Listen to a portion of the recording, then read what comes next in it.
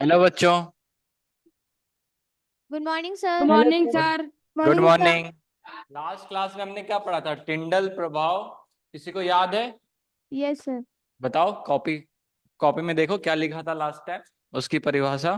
कोलाइडी कणों द्वारा प्रकाश की किरणों हम्म। को फैलाना टिंडल प्रभाव कहलाता है। गुड। एक बार और हम रिपीट कर रहे हैं। कोलाइडी कणों द्वारा प्रकाश की किरणों का फैलना टिंडल प्रभाव कहलाता है। प्रभाव देखा है? ठीक है। तो रात में अगर आप लोग टॉर्च जलाते हैं, मान लो कि खेत के साइड में टॉर्च जलाते हैं जहां पे धूल ज्यादा है, तो हमें क्या दिखता है? छोटे छोटे कण। जैसे मान लो कि हमने टॉर्च जलाया,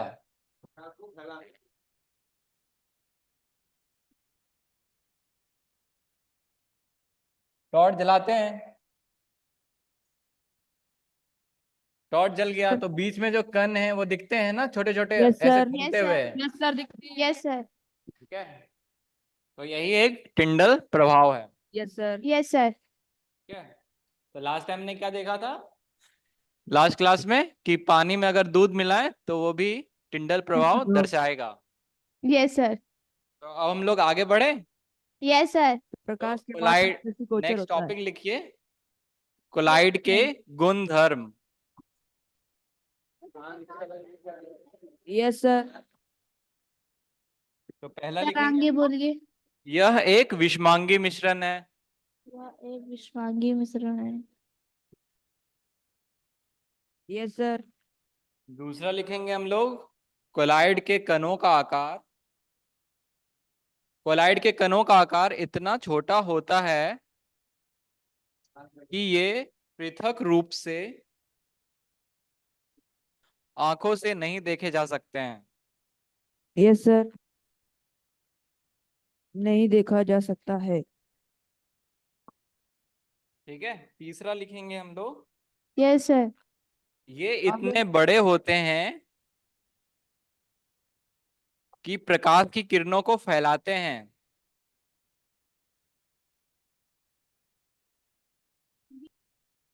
ये इतने बड़े होते हैं। कि प्रकाश की किरणों को फैला देते हैं। कि प्रकाश की किरणों को फैलाते हैं।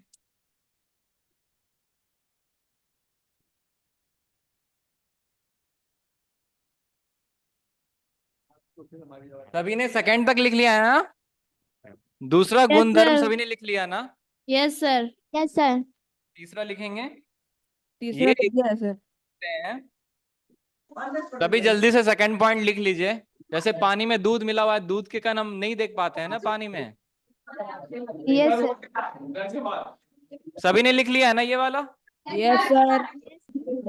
हम लोग तीसरा लिखेंगे, ये इतने बड़े होते हैं कि प्रकाश की किरण को फैलाते हैं तथा उसके मार्ग को दृश्य बनाते हैं। ठीक है, ये सभी ने लिख लिया। Yes sir. ये इतने नो छोटे सर। होते हैं कि प्रकाश की किरणों को फैलाते हैं तथा उसके मार्ग को दृश्य बनाते हैं। Yes sir. और चौथा हम लोग क्या लिखेंगे, जब पानी में दूध मिलाते हैं तो दूध नीचे नहीं बैठता है ना? No sir. तो अब हम लोग चौथा पॉइंट लिखेंगे, सर। जब सर हाँ, आपने बोला ये छोटे होते हैं, आगे और फिर इसमें लिख दिया इतने बड़े होते हैं। ये प्रकाश की किरण जो है,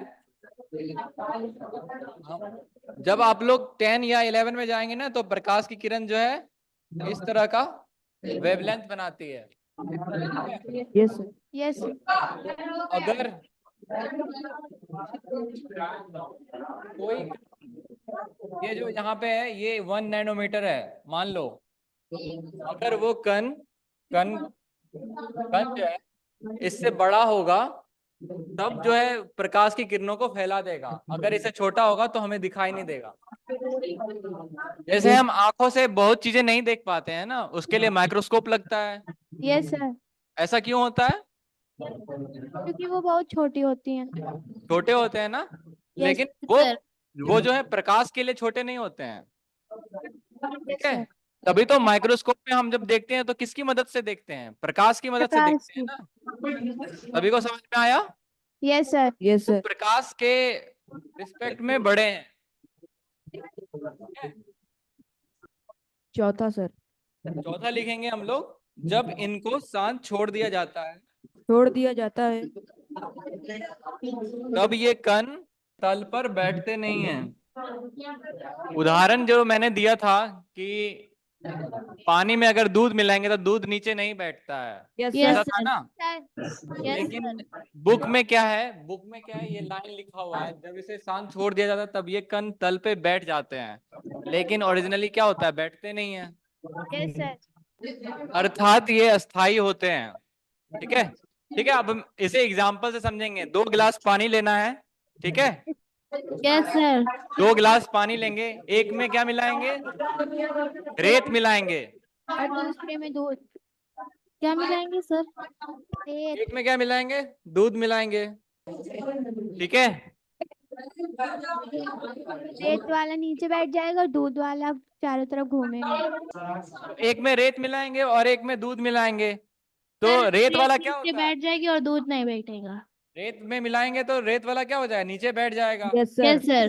निलंबन का और इसमें प्रभाव। क्या होगा, ये अंदर ही घूमते रहेगा, यस मतलब सर। हर जगह यस सर। एक समान रहेगा। सही रहेगा यस समान। सर। तो हमेशा निरंतर घूमते रहेगा और नीचे नहीं बैठता है, मतलब ऊपर से नीचे नहीं आता है। Yes sir. तो इस केस में क्या है, वो अस्थाई है। अस्थाई इन द सेंस कि ऊपर वाले जो कण है सब नीचे आके बैठ गए, मतलब एक जगह पे वो नहीं है, ठीक है। और यहाँ पे क्या होता है, ये निरंतर घूमते रहते हैं, लेकिन सब जगह एक समान रहता है ना। ऐसा तो नहीं है कि दूध नीचे आके बैठ गया, नो सर। इसीलिए ये अस्थाई होता है, ठीक है। Yes sir. अब हम लोग पांचवा लिखेंगे, छानने की विधि द्वारा इसे अलग नहीं किया जा सकता। अगर हम दूध और पानी के मिश्रण को एक दूसरा गिलास लेंगे और इसके ऊपर कपड़ा रख देंगे और फिर हम अलग करने की कोशिश करेंगे दूध से पानी को, तो क्या वो अलग होगा, नो सर। बताओ। राम जानकी कॉलेज, यस बताइए। सर। अगर दूध और पानी के मिश्रण को नो अलग सर, करना नहीं होगा। चाहेंगे कपड़े की मदद से, तो कर पाएंगे। No no sir. सर। तो पांचवा पॉइंट लिखिए सभी जल्दी से। ओके। ये छानना विधि द्वारा मिश्रण से पृथक या फिर अलग, पृथक का ही मतलब होता है अलग, ठीक है, नहीं किया जा सकता, सकता है। ठीक है। Yes sir. तो बताओ फिर कैसे अलग किया जा सकता है। सर तापमान बढ़ाकर। सर नींबू पानी। सोच के बताओ कैसे अलग किया जा सकता है। सर तापमान में वृद्धि करने से। नींबू पानी सर। नींबू पानी से, तापमान में वृद्धि। ठीक है। आज हम लोग वो लिख लेते हैं कैसे अलग किया जा सकता है, और अगली क्लास में समझेंगे कि वो होता क्या है, ठीक है। Yes sir. सिर्फ सभी याद रखना। देखिए, एक विशेष विधि अपकेंद्रीकरण तकनीक द्वारा पृथक किया जा सकता है। Yes sir. हो गया ना। Yes sir. अब हम लोग देखेंगे जैसे विलयन कैसे बनता है। विलायक में जब विलय मिलाते हैं तब विलयन बनता है। Yes sir.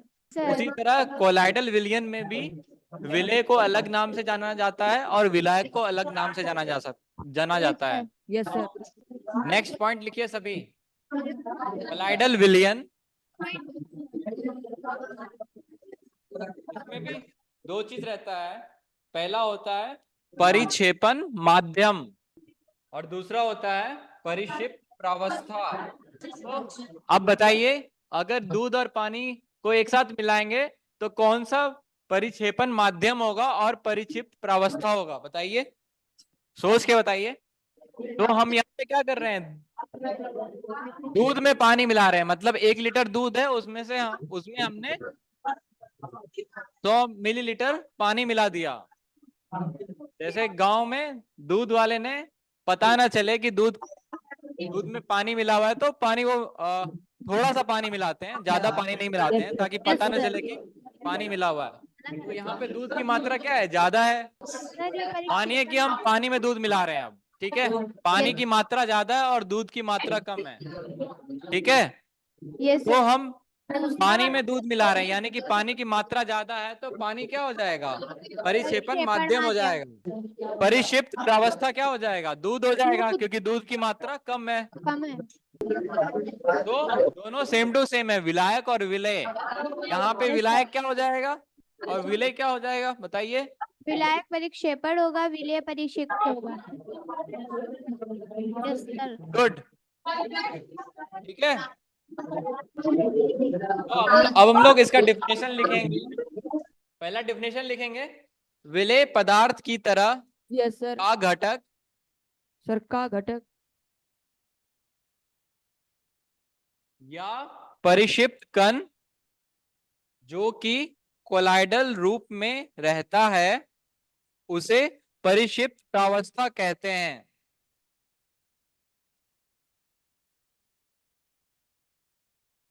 अब सही। ठीक है, हम लिख के एक बार और रिपीट करते हैं। विलेय पदार्थ की तरह का घटक या परिक्षिप्त कण जो कि कोलाइडल रूप में रहता है उसे परिक्षिप्त प्रावस्था कहते हैं।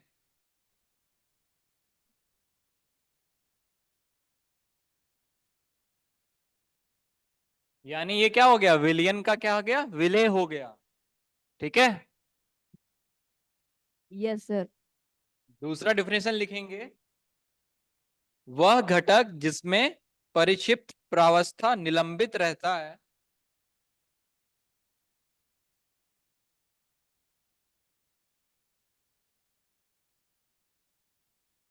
उसे परिक्षेपण माध्यम कहते हैं।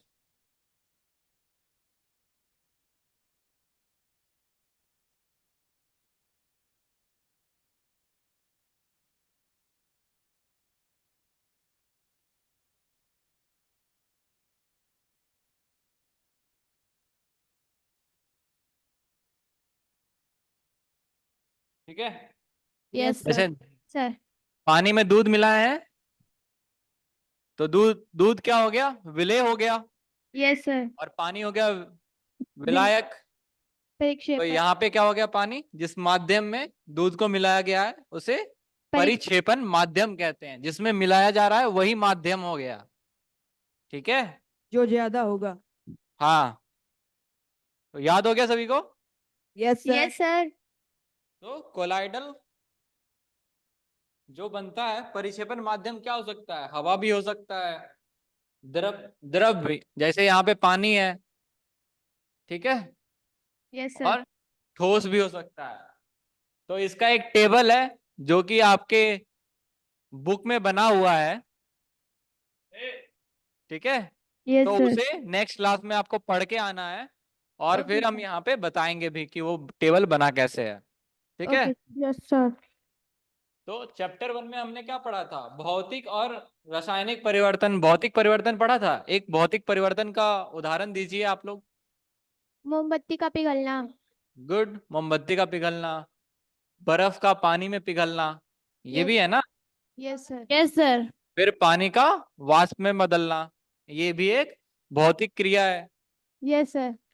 तो आज हम भौतिक परिवर्तन या भौतिक क्रिया का डिफिनेशन लिखेंगे, परिभाषा लिखेंगे, और इस परिभाषा को याद रखना है, ठीक है। Yes, sir. Okay, फिर sir. हम भौतिक और रासायनिक में अंतर बता पाएंगे, ठीक है। Yes, sir. तो भौतिक क्या होता है, जिसे हम लोग देख पाते हैं, ऐसे गुण जिनका हम देख करके वर्णन कर पाते हैं, जैसे कि रंग हो गया, वो कितना कठोर है, छू करके पता चलता है, दबा करके पता चलता है। Yes, sir. दृढ़ता, बहाव, बहाव क्या होता है, जैसे पानी को ऐसे छोड़ दिए तो वो कितनी स्पीड से बह रहा है, वही बहाव हो गया। Yes, sir. Yes, sir. एक ढलान बनाना है, एक ढलान बनाना है, ढलान, ठीक है। और यहाँ पे पानी छोड़ना है, थोड़ा सा पानी गिरा देना है तो पानी जल्दी से नीचे आ जाता है। Yes, sir. Yes, sir.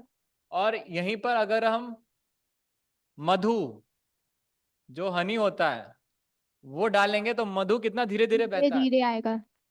धीरे धीरे आएगा ना, वही हो Yes, गया sir. बहाव, ठीक है। घनत्व, घनत्व क्या होता है, तो सबसे ज्यादा भारी कौन होता है, लोहा भारी होता है या फिर रुई भारी होता है। अगर हम, लोहा। रुई। लोहा भारी होता है ना, रुई भारी होता है। मान लो हम छोटा सा टुकड़ा लोहा लिए और बस छोटा सा टुकड़ा रुई लिए हैं। लोहा। रुई, लोहा। लोहा भारी होगा सर।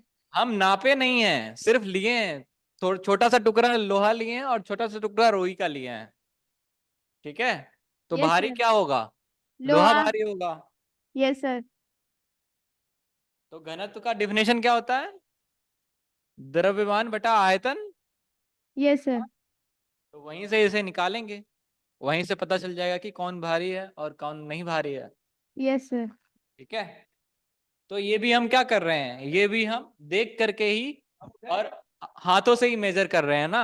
Yes sir. इसके लिए कोई प्रक्रिया नहीं करनी पड़ रही है ना, जलाने का काम नहीं करना पड़ रहा है। No sir. ठीक है, तो अब हम लोग डिफिनेशन लिखने वाले हैं। लिखिए डिफिनेशन भौतिक और रासायनिक प्रक्रिया का। तो पहला हम लिखेंगे भौतिक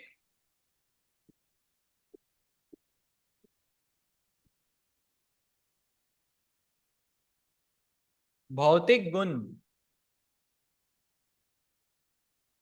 ऐसे गुण जिनका हम अवलोकन यानी कि देखकर एवं वर्णन, देख करके किया गया वर्णन या छू करके किया गया वर्णन, ओके सर। ऐसे गुण जिनका वर्णन। हम अवलोकन यानी कि देखकर, यस सर। अवलोकन। अवलोकन एवं वर्णन कर सकते हैं। जो हम देखे हैं, जो हम छू के समझे हैं, उसका वर्णन कर सकते हैं। Yes sir. जैसे कि रंग, कठोरता, दृढ़ता, बहाव, घनत्व, द्रव्यनांक यानी कि कब वो पिघल रहा है, किस टेम्परेचर पे वो पिघल रहा है, किस तापमान पे वो पिघल रहा है, यस सर। और कथवांक,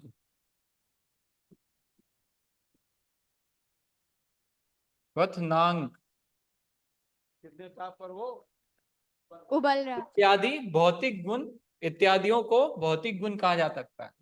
यस सर। तो आप सभी भौतिक गुण याद रखेंगे, कहा जाता है। सर हो गया। हो गया, डेफिनेशन खत्म। सभी को समझ में आ गया ना किसको भौतिक गुण कहते हैं? Yes sir. ठीक है, अब नेक्स्ट क्लास में हम लोग पढ़ेंगे। Thank you sir. Thank you.